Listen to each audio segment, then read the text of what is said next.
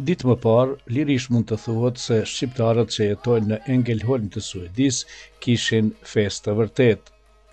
Në njërin nga shkollat e këtushme fillore, kishin ardhur nxënës që ndjekin mësimin plotësues në gjuhën shqipe nga 14 komuna të vendit. Ata morën pjesë në kuizin e diturisë Suedia 2007. Përpos garuesve ishin edhe mbi 200 bashkombastan, në mesin e të cilve edhe ambasadori Republikës së Shqipërisë për shtetet skandinave, zoti Ruhi Hodo, e doktor Muhamet Shatri nga Instituti i Historisë së Kosovës.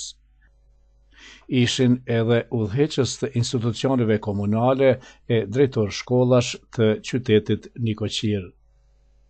Manifestimi nisi me hymnin kombëtar shqiptar.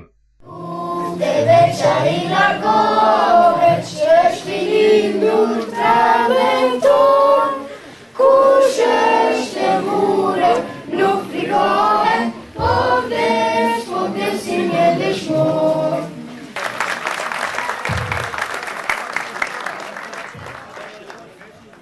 Të nderuar nxënës, prindër dhe ju musafir, mirëdita dhe mirë se keni ardhur në kuizin e diturisë 2007 të organizuar përndër të festave të nëntorit.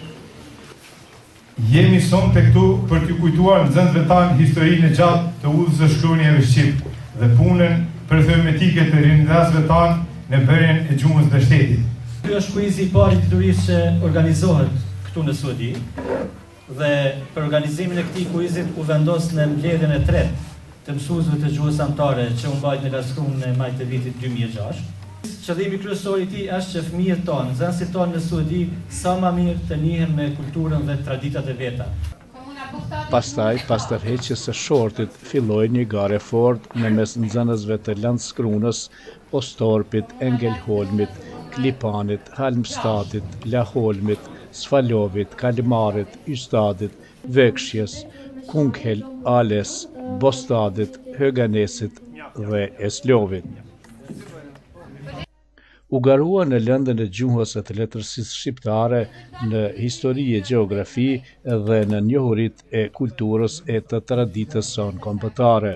Vëmbët, doma dhe rota, dhe fjali, vëmbët do të më të prostur, doma është në madhe.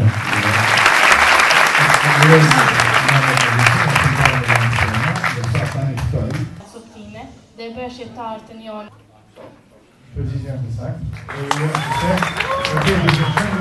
Në Suedi, mësimi gjuhës amtare në shkollat suedeze për fëmijët dhe të rinjt që kanë prejardhje të huaj është i rregulluar me ligj shtetëror. Ekspertët që merren me këtë veprimtari vazhdimisht theksojnë se njohja e mirë e gjuhës së nënës është në shërbim të mësimit edhe të një gjuhë tjetër, me këtë rast të gjuhës suedeze. Kush është zot kryetari i parë në Kosovën e Çliruar? Kryetari i parë në Kosovën e Çliruar është Dr. Ibrahim Rogova.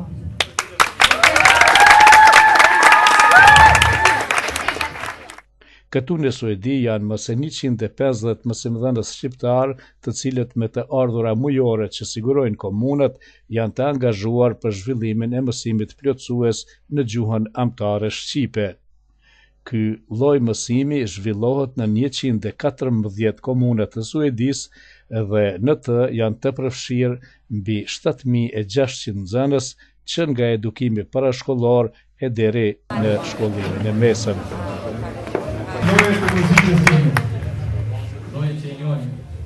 Llojet e muzikës që i njohim janë popullore, muzikë të lehtë, muzikë spavice, opera e tjera. Të gjitha ekipet pjesëmarrëse treguan njohuri të larta. Juria përbërë nga vetë mësuesit e mësimit plotësues në gjuhën amtare shqipe vërtet e pati shumë vështirë të përcaktohej për më të mirët, sepse gati të gjitha pyetjeve garuesit ju përgjigjeshin plotësisht. Por në finale u kualifikuan 3 ekipe. Nxënësit nga Bostadi zun vendin e tretë, ata nga komuna e Klipanit zun vendin e dytë, ndërsa më të dalluarit ishin nxënësit nga Vëkshja. Në mesin e nxënësve që zun vendin e parë, mbretëronte një gëzim i madh.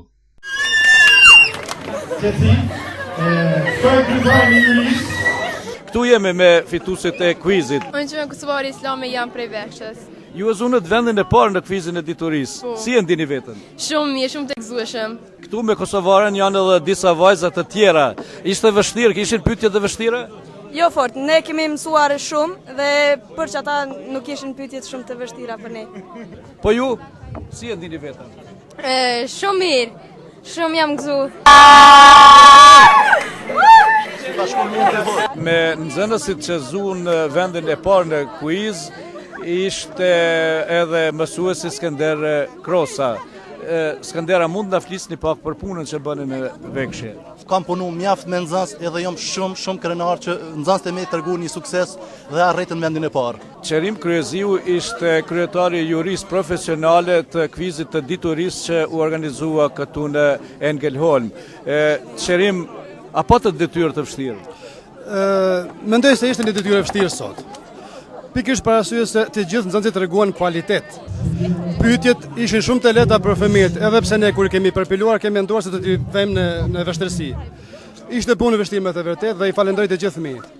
Ky ishte kvizi i parë, ndërsa do të vazhdoni prapë me kvizin? Po, ne shpresojmë se do të jetë kvizi tradicional, organizimi i kvizit do të jetë tradicional në Suedi.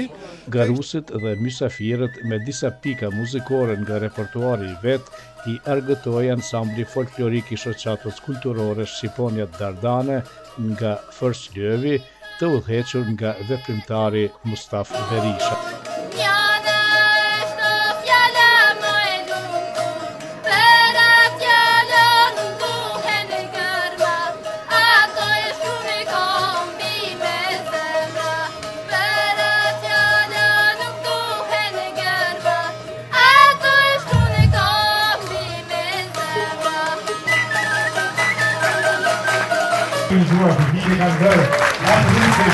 Garat në kuizin e diturisë tashetutje do të organizohen për çdo vit. Në bazë të një marrëveshjeje të Këshillit Organizativ, një koqire e kuizit të ardhshëm do të jetë komuna nxënësit e së cilës arritën rezultate më të mira dhe zunë vendin e parë. Në bazë të këtij qëndrimi, kuizi i ardhshëm do të mbahet në Vekshje.